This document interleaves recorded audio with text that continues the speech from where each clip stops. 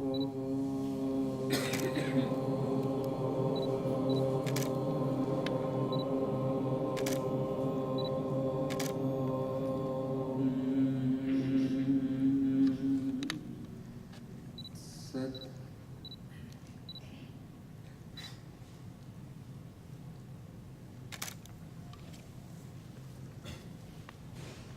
are celebrating Guru Purnima.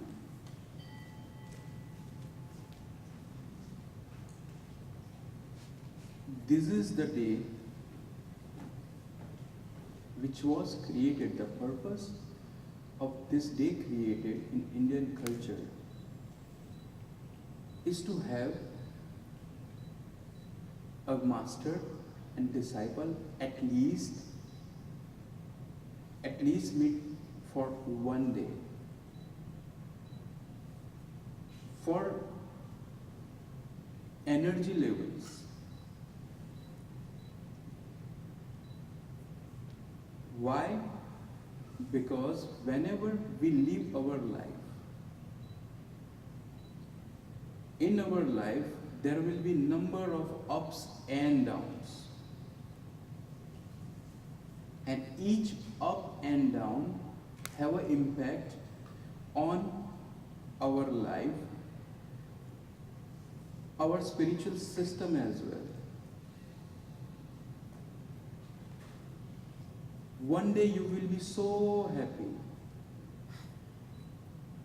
and for other day you might be not. One day you are angry, and one day you are not. Which means this is the up downs, and each up and down have an impact on our body, our spiritual system. To cover up this, we created one rule that at least the disciple have to be in touch with the master at least within 2 months. So that what happens, whenever we sit together, we do meditation. At this point, this is the master's responsibility to put your energy, your flow into the third channel, which is called a Sushumna. Why? Because of the up and downs, the flow of the energy start moving in other ways, like other channels, which is called left, Ida, and the right one, that is a Pingala. Let's say you get angry on someone, so your Manipur chakra, the solar plexus, get affected, as well as your flow started flowing through the right channel. It might come back to natural level or it might not. Then in that case, a disciple have to put it on the natural level, that means the middle level. So when we sit together, when we do meditation, like the functions like this, Guru Purnima or any other functions, where we will be doing meditation together, and the prime purpose of a master is to align everyone, so that your progress, your spiritual progress should be going good. So basically this is what the Guru Purnima is. So on the day of Guru Purnima, I want to discuss certain things which is easy to understand but difficult to implement. But if you understand it properly, then implementation becomes very easy. It's not hard. I will start with one of my example. Before few months, I was parking my car. I was parking my car at one place, and the parking is full. So you don't find the place there. So you have to search for the place. When you were searching for the place, at that time I found one parking. only one parking. Because of the traffic was there, I was near to parking and I simply parked there. Now, one guy, because that was my mistake, one guy standing there for that parking before me. And he already marked that, okay, this is my parking. He just given the left, right. So he already said that this is my parking, but I don't know of that because he's at distance and I was not able to see him. And I parked there. He's a giant guy, like, big guy. I was a little kid in front of him. I parked, I don't know about it. He came to me. He just parked the car at the same place, came to me. See, I am not that type of guy, and if someone snatch my things, I'm not gonna leave that guys. I said, I understand that, but what happened?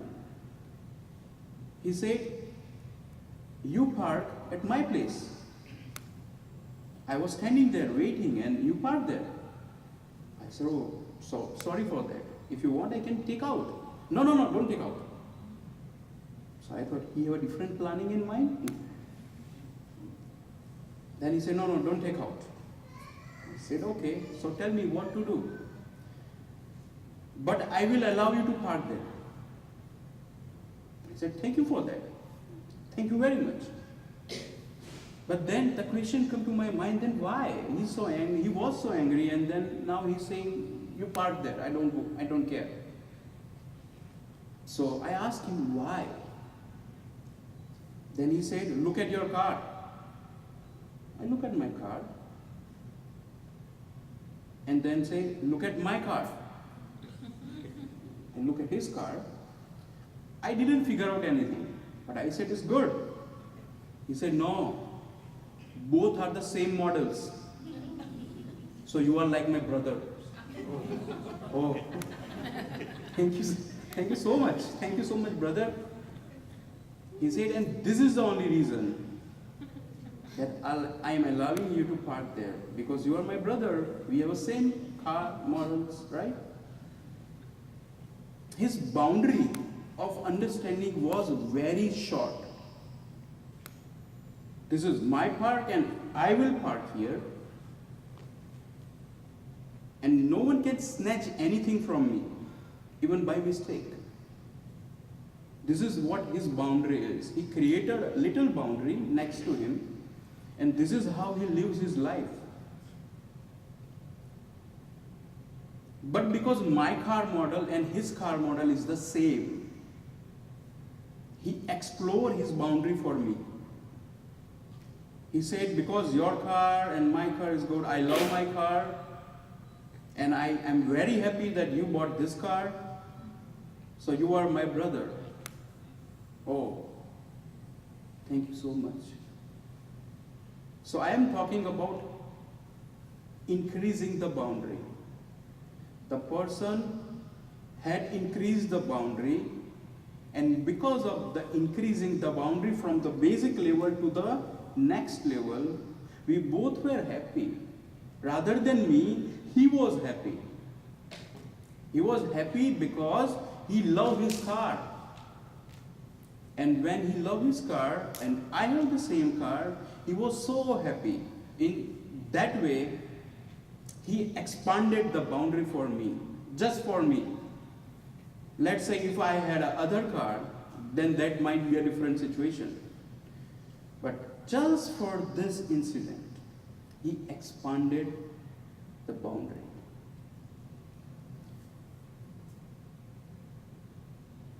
Now, this is what I am talking about. In yoga, there is a one word in Sanskrit. There is a one word which is called Aham Brahmasmi. Very difficult to understand what it says. I am the universe. The meaning of that word says, I am the universe. Oh man, you are not a universe. How you are universe? It is given by the Shankaracharya. Shankaracharya is considered as the founder of the Hinduism. And he said, Aham Brahmasmi. I am the universe. I am the God.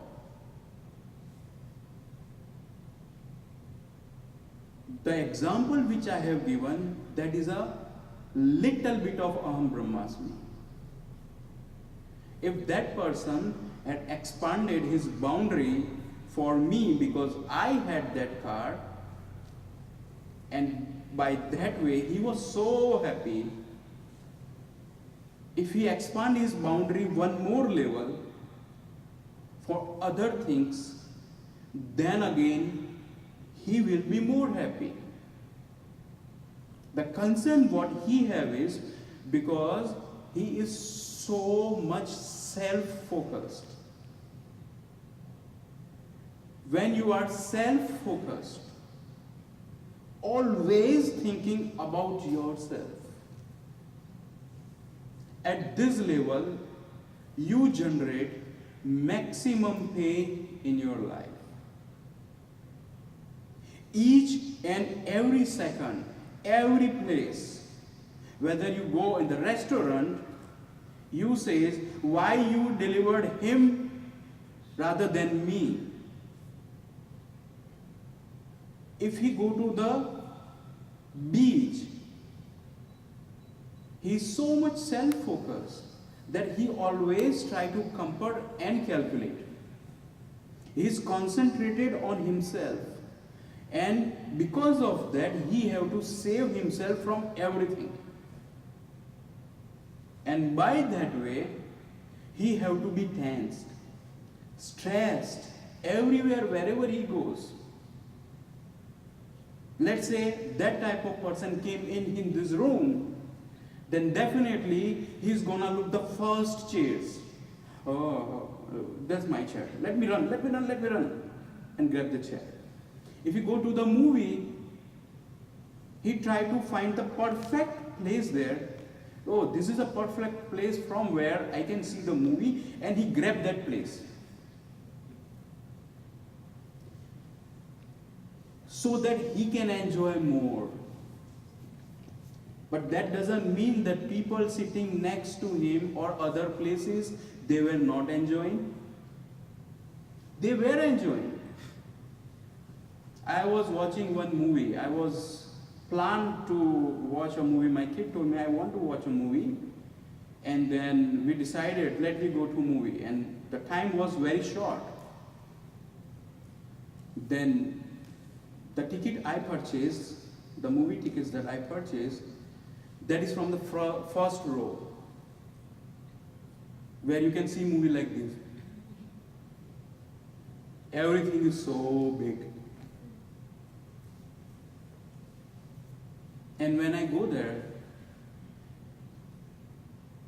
my kid told me, oh, it's so big, Papa. I like it. Why? Because if you don't want to see the big, stay at home and watch a TV in a movie, like in a movie in the TV. But you are here to watch a movie in movie theater to see the big, and he says, wow. But he don't know the rules. Why? Because he don't know that where to sit on the movie theater and where you can see the best, where you can see the everything. Nothing is cutting out at any place. He don't know about it, but he enjoyed. So what I am saying is, when you are self-focused, the person is generating maximum pain in his life. Wherever he goes, no matter how good it is, but because you are self-focused, you always try to save yourself, think about yourself. You never ever think about others, and because of that, you are more stressed. There is nothing to stress in those situations, still you are stressed. And the reason is because you are so much self-focused. A kid around 5 to 6 years, this is the age where he starts learning different things, and all those learning involves two concepts: what is mine and what is yours. Up to 3 years, 4 years, he doesn't care. But then he starts learning the method, oh, this is mine. And that is yours. This is a small method. We are getting it as a kid. We are learning it because the kid have to survive in the world. And that's why Mother Universe is teaching him that how to survive. By saying, this is mine, so you are surviving yourself. And by that way, you are protecting. As you grow, you understand that everything is not mine, but something is mine and something is yours. When you see that level kid, like 5 to 6 year kid, he always says, sharing is caring. He always says, sharing is caring. But then you ask him something, share it with me. Oh, no, that's mine. So what about sharing is caring? That is what you have to do. Why asking me? Because this is his method of learning, and that's very good, natural. But as time grows, as he becomes younger, he becomes adult, this method still remains there. We always, like there was one guy, earlier he was coming to the temple, and later on he was not coming to the temple. So one day someone asked him that from few days you are not coming. What is the reason? Why you are not coming to the temple? Earlier you used to come every day. Then he said, earlier when I was coming, I have to spend $5 of petrol to come here and go back. So my total expenses are $5. And you guys were giving me books and everything that cost $5. So I was happy. But nowadays you guys were not giving books. So I lost my $2.50. So I cannot survive with loss of $2.50. So now I am going to the temple where the total traveling expenses are $2.50. See, this is a simple calculation I am giving, but this is how we are normally calculating everything. Wherever we go, whatever we do, rather than focus on our enjoyment, on ourselves, how you like the food, how is the temple, how is those things. Rather than focusing on there, we are just focusing on the calculations. What I can get from there, what is my benefit. Whatever we do, we just think about that criteria, what I can get from there. And that becomes the major issue in getting happiness. Even our mind, what our mind says, it gives a wrong assumption to us. The mind will say, if you grab that, you will be so happy. If you grab that, then you will be happy. That means mind is focusing on selfishness. It always says you have to be selfish to protect yourself. And that is right. Fittest to the survival, or survival to the fittest. Where you are not surviving, then nature will remove you from the list. Earlier, we humans have a tail, right? Earlier, we humans have a tail. But because of we were not using it, now we started walking on road or walking on the earth. We don't require that. So what nature did? It removed the tail. Still there is one space where there is a place where tail can grow. But now it's done. It's thousands of years.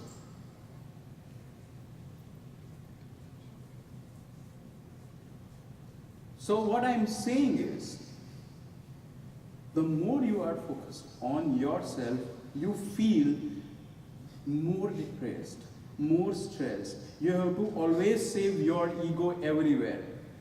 You have to always save yourself everywhere. The tension is how I survive. In that case, Aham Brahmasmi. Aham Brahmasmi is what?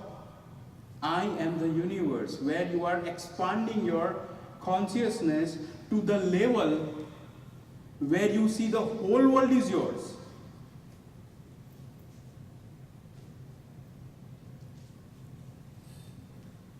Let me give another example how it can work. Again, I'm giving the example of my kid. We were sitting at home and he was playing with his toys. And suddenly his friend came in. When his friend came in, naturally he had to share the toys. And then he got angry. Oh, I'm not going to share anything with him. This is my toys. Let's say there are 25 toys. So he said, these 25 toys are mine. I am not going to share it with you guys or anyone. I said, I understand that. And I accept that. And logically it is valid. If you bought a new car yesterday and I ask you, can you give a one ride? So what happened? What happened to you? The same thing happened to kid. The kid says, no, I'm not going to share anything. Then I told him, who is this guy? The person who came in, the kid who came in, who is this guy? Then he replied, oh, he's my friend. So that means he's your friend, right? Not my friend. He said, yeah, he's my friend. His best friend or he's not a best friend? No, he's my best friend. So that means he's like your brother? Oh yes, he's like my brother. So toys are yours, brother is yours. So your brother can play with your toys? Then he think about 1 minute. Yeah, that is right. And then he says, okay, come, let me play. Again, this is an example of expanding boundaries. When you expand your mental boundaries, I am talking about the mental state where you are expanding the boundary rather than being a selfish. Now you are expanding the boundary and the happiness comes to you. One simple question. Most of the time when people go to watch movie or they try to go to any fun place, do they go alone or with friends and families? I simply go out and just go for a watch a movie and come back. Most of the time, no. You try to find the friends and go with them so that you can enjoy. But if you go alone, you can't. So, this is what your boundary expanded to your family and friends. And that's why on the basis of that, the celebrations, that what we are doing in our life, it doesn't matter in which country it is, whether it is a December celebration, Christmas celebration, or whether it is any other celebrations. It doesn't make any difference. When you see people are with you all together, then you be in that mood. Automatically your mood gonna change. In December, during the time of Christmas, if you move around, automatically you see that people are lightening their house. They are putting good stuff next to their home. And by doing that, by looking at, you also have idea in your mind, let me celebrate as well. And then you become a part of that community. And then you also enjoy that celebration. We are not alone in this world. Our mind will say, no, you are. You have to cater your things. You have to save your things. You have to survive. But in the reality is, you or me or no one is alone in this world. We are all together. Because we are in this time gap. This is, let's say, 100 years of time gap where we are sitting together. But there were other time gaps in past where other peoples were sitting together and the whole globe is living together. So if you are thinking that I am alone, everything bad happens to me, then that's your concern, that's your issue. That's not everyone's issue. Because you are thinking, I am the alone. I am the one guy who is facing all these issues, all these pains and everything. So you become more unhappy. But when you see the whole world, you can find number of people living like you, have the issues like you. They are living in the same way as you are living, and by that way, you understand that this is a world where we are living together. You are not the alone. As and when your mind separates you from the whole world, there will be a negative emotions coming out. And that negative emotions will create pain in your life. But if you start understanding that I am not alone, can I say like that? This is my universe. Because no one had claimed anything. They can't claim. The tree is yours. The sun is yours. The sky is yours. Water is yours. Everything is yours. You are full of resources. At any place, God said, don't come, it's mine.